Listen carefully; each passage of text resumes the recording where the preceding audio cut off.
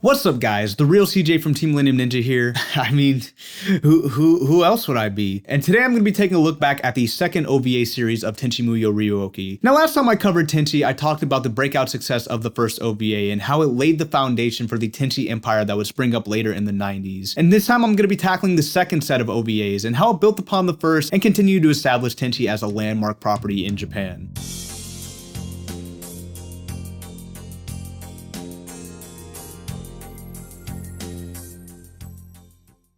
With the success of OVA 1 still fresh, AIC and the production team would be quick to try and follow up with the second set of OVAs, releasing the first episode just 1 year after the release of the last episode of the first OVAs. But behind the scenes, things wouldn't be so simple, with the writer of the first set of OVAs, Naoko Hasegawa, leaving due to creative differences over how they thought the story should be handled moving forward. Instead, going on to write a series of novels that branches the OVA canon that will henceforth be known as the Hasegawa novels, with the first releasing in May 1993 and releasing 13 total in Japan only, unfortunately. And since my Japanese isn't that great, I won't be covering those for a while, but I do still plan to cover them. I just hope to get to a level with reading Japanese to where I don't have to rely on fan translations. But there are fan translations out there, so if you're interested and want to skip the wait, make sure to check those out. And in addition to Hasegawa, series co-creator Hiroki Hayashi would also not return for the second OVA, also due to creative differences, though he would stay within the medium creating other anime like El Hazard, which has often been called the sister show to Tenchi Muyo, as well as other shows throughout the years, one of which that caught my eye while I was researching is the anime series The Legend of Black Heaven, not only because of its premise, but also because of the nature of its creation, with Hayashi citing in an old interview that he was inspired to make it after seeing a group of Japanese businessmen at an udon restaurant getting really into a Lupin the Third movie, which if you're familiar with the channel, I don't think I have to tell you why that interests me. So let me know if maybe you guys want to see a video about that with its tangential relation to Lupin and Tenchi and all. But with Hasegawa and Hayashi, probably the two biggest players in the series, aside from the creator Masaki Kajishima himself gone, it would fall to Kajishima to take the helm and lead the series in the direction he wanted. But first, AIC would give us something truly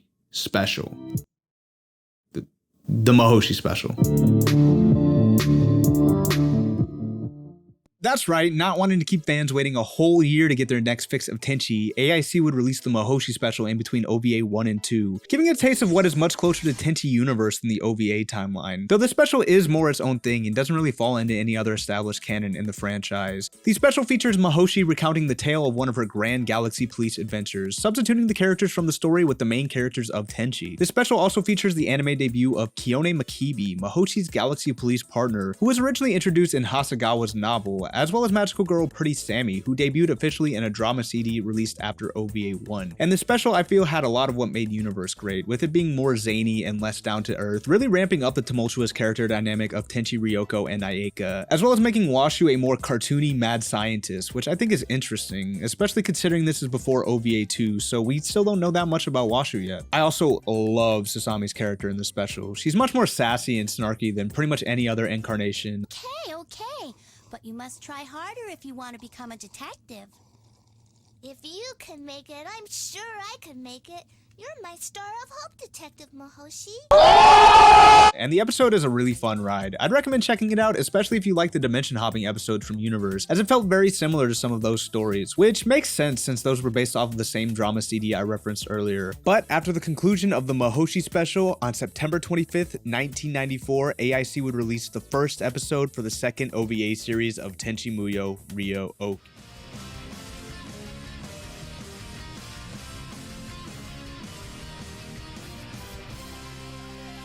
You're lucky because I accidentally hit yours up first, and I was all like, this isn't mine, and I put it out and when I heated mine up. You're lucky. Maybe you're lucky I forgot about it because I would hate that big shit. That's a part of skill, bro. Skill's a part of luck. Actually, it's just perception. So, continuing.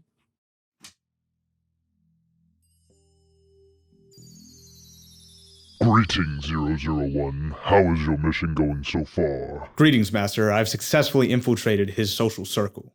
Good. Have there been any complications so far?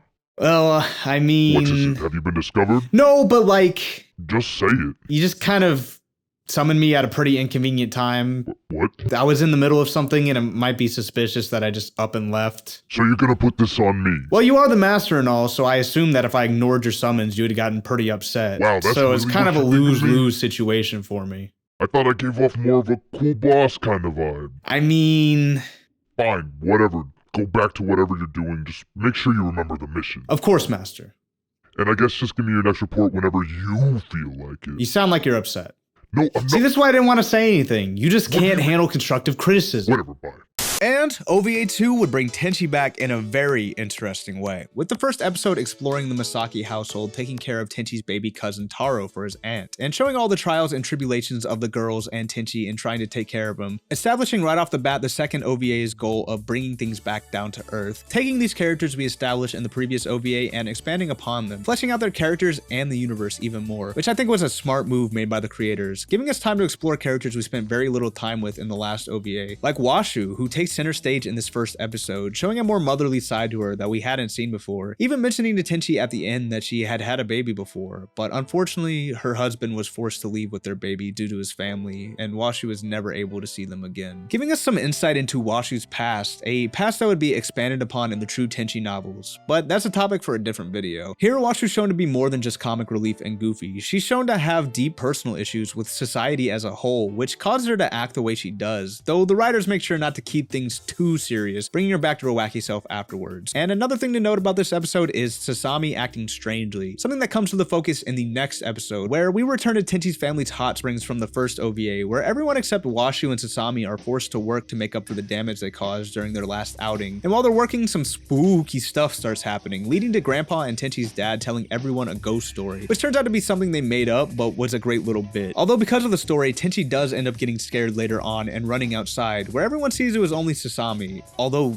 there's something strange with her reflection. Turns out it's Tsunami, and with this revelation, Sasami goes running off into the woods, where everybody chases after her, and Ayeka ends up finding her, as well as Tenchi and Washu, who watch the interaction from behind a bush. As Sasami tells Ayeka that she's not the real Sasami, with Tsunami expounding that 700 years ago when Ryoko attacked Jirai, Sasami fell to the bottom of the Royal Arbitorium, leaving her on the verge of death. But to save her, Tsunami assimilated with her, which is the reason Sasami was able to summon her to save Tenchi during the Kagato battle. But she hasn't told anybody, even her sister, before, out of the fear they wouldn't accept her as the real Sasami. But Ayeka reassures her that she still loves her, as well as Tenchi, thanks to some prodding from Washu, which makes Sasami break down into tears and run past Ayeka into Tenchi's arms, which is both emotionally touching and funny at the same time. And after all the excitement while Sasami's asleep, Tsunami appears to let the others know that Sasami is still in fact herself. But as she gets older, they'll both merge into the same person, which causes Ryoko and Ayeka to fret, now concerned about Sasami as a potential romantic rival. And while it ends up played for laughs, I do like the moment between Ayeka and Sasami in this episode. It's a pretty touching moment between sisters, and it's nice to see Sasami, who's usually the most composed, dealing with something personal like this. Oh, they are assimilated. That means that Sasami and Tsunami are identical, which means that when Sasami grows up... She'll look like Tsunami? And then we have the next episode, which focuses on the character who's had the least amount of development so far. That's right, Ryo-ohki. What, did you think I was going to say Mihoshi or something? Nonsense. Though the episode starts off with a sweet little interaction between Tenchi and Ryoko, who is wearing his mother's kimono, though it turns sour real quick when Ryoko rips both of the sleeves off, causing Tenchi to yell that he hates her, which also catches Ryo-ohki in the crossfire, who takes it personally and runs off, with Tenchi giving chase to try and clarify the situation, where he apologizes and gets her to help him in the carrot field. By the way, Tenchi dropped out of high school and became a carrot farmer off screen at some point. It just kind of happens with no real explanation, so I figured this would be as good a place as any to mention it. And when Tenchi and Ryo-ohki arrive back at the house, they run into Ryoko, looking very apologetic, holding the re-sewn kimono, with Tenchi apologizing and forgiving her, which is a pretty sweet moment, especially for Ryoko, who is usually so brash and unapologetic. It does a great job of conveying her emotions without her needing to say anything. And the next day, Ryo-ohki is eager to help Tenchi in the fields again, but he tells her to stay at the house, which makes her sad, so she visits Washu in her lab to try and get her help, though she's currently busy working on something else, so Ryo-ohki sits in front of a nearby tank until she's done, which is filled with a strange creature called Mass, which Washu explains that she had used in order to create Ryo-ohki as well as Ryoko, though she's cut short by Ayeka fetching Washu for afternoon tea, where the girls get caught up in an alien soap opera, with Washu ignoring Ryo-ohki's cries for help. Meanwhile, the Masses are doing something strange in their tank, forming together and breaking out, all while Washu and the others are too distracted to notice. Hey! Sorry to interrupt, but we have news to report. What's up, guys? It's the real CJ from Team Millennium Ninja here. I'm in a secret place right now. I can't disclose the location for my own safety, but just know that I've been attacked, and there's somebody out there impersonating me. Don't believe anything he says. I changed my hair so you guys could tell the difference. Now my head looks tiny as fuck. So look for the tiny head. Tiny head, real me. Not as tiny looking head, fake me. Don't believe anything he says. I don't know who they are or what they want. All I know is that we're all in danger, and I need you guys' help. So what I need you guys to do, because time is of the essence, I need you to hit the like and subscribe button right now. Do it. Get the word out. Can't spread their influence any further. Please, guys. I don't know how long I can stay here. It's not safe. And when we next see them, they're in the fields near Tenchi and have taken the form of what looks like a woman. But Washu, having realized they've escaped, notifies the others in the house of what happened. And with them not knowing what the masses are, she explains to the girls in a fun little school lesson that is definitely the best part of the episode. Which basically sums up that the masses are dangerous, capable of causing a lot of damage if they get scared thanks to their unique physiology, as well as the fact that they act as a collective, basing their actions off the will of a leader. But whenever they run across something with a stronger will than them, they recognize that as the leader and follow its will. The new leader in this scenario now being Ryo-ohki, from when she was in the lab earlier, with the masses picking up on her desire to help Tenchi in the fields, and Washu saying that he's in danger if the masses sense the power inside of him. And with that, everybody heads to try and stop them before they potentially attack Tenchi, with them arriving just after Tenchi's meeting with the masses. And after a tense situation, Ryo-ohki ultimately assimilates with the masses, giving her a new adult female form. And you know what that means? She's now fuckable, because that's just what this story needed. Though to be fair, most of the time after this, she stays in a more childlike form, which is pretty cute and lets her interact a little more than she could before. I'm just not much of a fan of trying to turn everything into a waifu, as it feels that that's what they're trying to do with the Sasami Tsunami revelation from the last episode, as well as showing Washu's ability to change her appearance at will in the first episode, and now giving Ryo-ohki this new form on top of all that. I personally would have preferred they had tried to give these characters more varied and unique dynamics, rather than just making them all fall in love with Tenchi, as I feel this is the start of the franchise being funneled into that singular direction, which is unfortunate because it has so much other cool and interesting stuff to explore other than just stereotypical harem plot stuff. And that was the main impetus behind me starting the series, in order to explore that stuff more in depth, since the show doesn't do it itself. But this OVA season is not completely harem focused, as we find out in the next episode, where we start the Zero Ryoko arc, which brings back the action and suspense that we had during the first OVA. In it, we're introduced to Dr. Clay and his robot assistant Zero as they meet with a big translucent Wizard of Oz like old man's head known as D3, a servant to Lady Tokimi, who we also meet, after which Zero expresses their inability to comprehend Tokimi's existence. Her very existence is impossible, even though she was present right there in front of us. And yet, no such information is found anywhere in the data bank.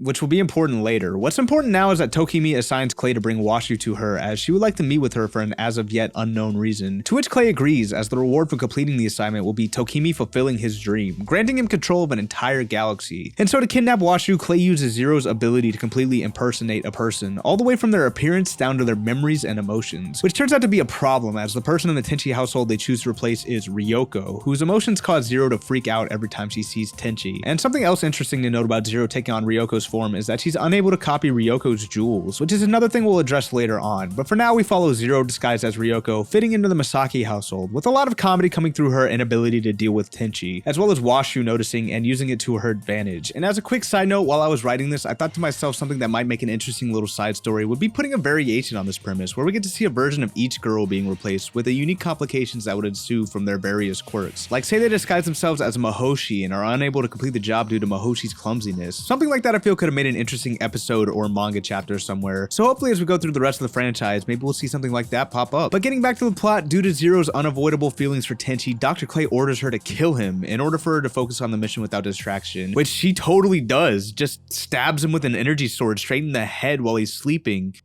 Oh wait.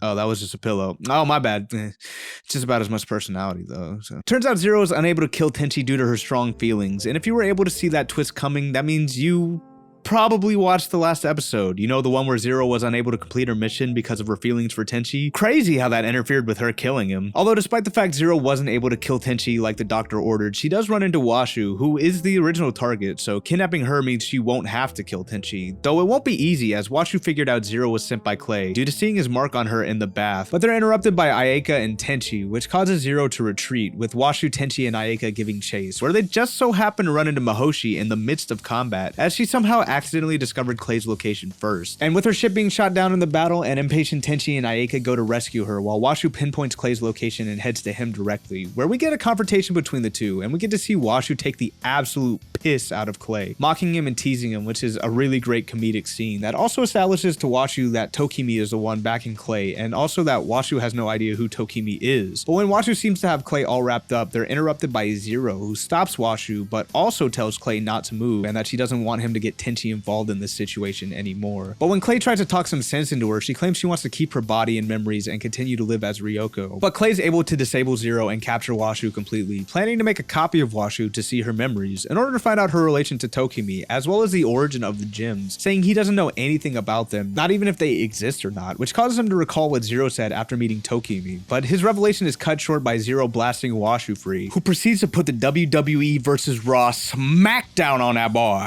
causing him to activate some kind of self-destruct system on the ship, telling Washu she can stop it using the statue behind her, which turns out to be a lie for him to buy time while he escapes. And the main body of the ship ends up imploding into a black hole, sucking Tenchi, Mihoshi, and Ayaka into it. Luckily though, Tenchi's able to manifest his light hawk wings in order to escape it, and Clay is stopped from escaping by ryo-ohki, with Washu leaving Mihoshi to deliver him into custody. And with Zero on the brink of death, Washu decides to merge her with Ryoko in order for them both to continue to exist as one, claiming she's the other half of Ryoko Washu created before, with Ryoko calling bullshit on Washu's story, but ultimately agreeing to the merger. And afterwards, we get a scene of Tokimi and D3 as they talk about Tenchi's light hawk wings, during which we see a mysterious figure who seems to have light hawk wings himself. Someone we'll be addressing in OVA 3 in...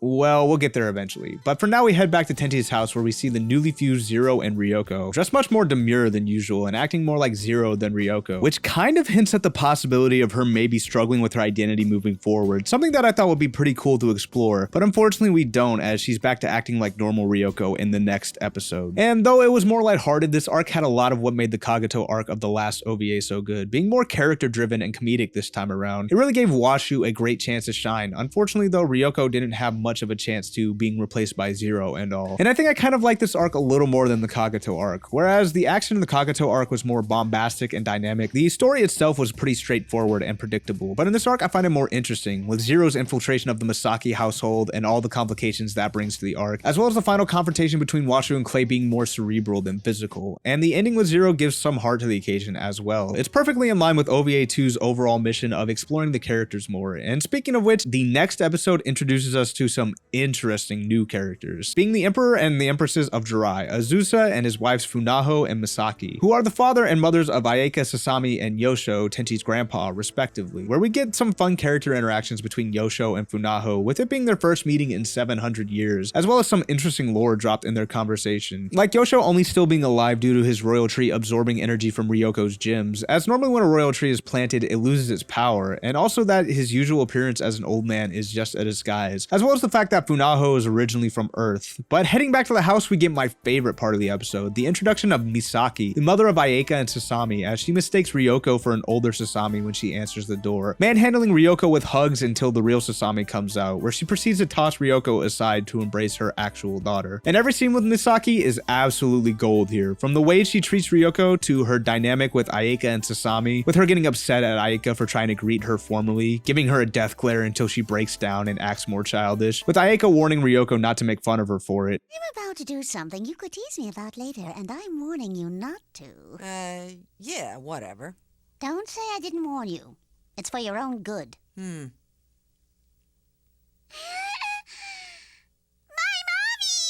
A warning Ryoko does not heed and regrets instantly as Misaki gets mad and starts manhandling her, until she reads the apology Sasami writes out for her, which makes Misaki forgive her and start hugging her again. That is until she's distracted by ryo-ohki and throws her into the wall yet again. We also get a conversation in the episode between Washu and Funaho, where Funaho tries to convince Washu to work for Jirai, which Washu refuses, but eases her mind, saying she'll take a neutral stance and not help anybody. But something Funaho says here is interesting to me, expressing her concern at the possibility of Washu's technology being used used against Jirai, saying that it's fine if they're the only ones with the technology, which makes me wish that there was some kind of storyline in the OVA canon that shows a more morally gray side of Jirai, rather than just portraying them as the good guys, which is usually the case. Unfortunately, I don't think we'll get anything that nuanced in the OVAs. Fortunately though, there are similar things in other Tenchi canons, so look forward to exploring those later if that's something you're interested in as well. After the introductions of the Empresses, we finally meet the Emperor himself, as he's greeted by everyone at the house. And here he announces that he'll be taking Ayeka and Sasami home with them, claiming he has already lined up a fiance for Ayeka, a revelation that nobody but Ryoko really seems too happy with. And with the girls disapproving of this course of action, he relents, but only on the condition that Tenchi must beat his suitor in a duel. And so Tenchi accepts a duel against none other than Seiryo Tenon, which I know doesn't mean much now, but oh boy, just wait till we get to GXP. And Tenchi ends up winning the duel without even having to fight, thanks to Mihoshi crash landing in the lake, which takes out Seiryo. And afterwards, the Jiraiyan visitors take their leave, with us unfortunately not getting to spend a whole lot more time with them, which I honestly would have preferred over the cliche fiance duel gag. And we do get a little glimpse into them spending time in the Misaki household in some supplemental material, but I would have liked to see them interacting with the characters more in the episode. Maybe we could have even seen some more character from Azusa, who only really comes off as a typical overbearing dad in the episode. We also get this ending with him laughing maniacally, saying it's only the beginning, which makes you think that him coming back with suitors or something like that might become a recurring thing in the show. But spoiler alert, it doesn't, so it's a weird inclusion I felt. But with that, OVA 2 ends, leaving us with a season of Tenchi rich in character and comedy, giving us something perfect for its place in the series. A nice little season to take a break and explore these characters and the world they live in. And with that, the series is poised to jump into some deeper waters, but just where will it go from here? Well, we get a little hint in the form of a short little picture drama, which is just still images with voice acting that covers Mihoshi filling Washu in on her taking Dr. Clay into headquarters, where we find out he, along with Zero, have both lost their memories of Tokimi, which we later find out was done by D3, in a short scene where Tokimi talks to him and the mysterious person from before, where Tokimi tells him not to lay a hand on Tenchi, leaving us with this mystery to be expounded upon in OVA 3. 8 years later. A long wait in real time for sure, and it's going to be a little bit for me as well, because next time I'm going to be covering Tenchi Muyo's very first manga, and we've got some interesting stuff to cover there, so make sure you subscribe to the channel because you won't want to miss it. And until then, I appreciate you guys for watching. This has been CJ from Team Millennium Ninja, headed back to the village, hidden in the internet.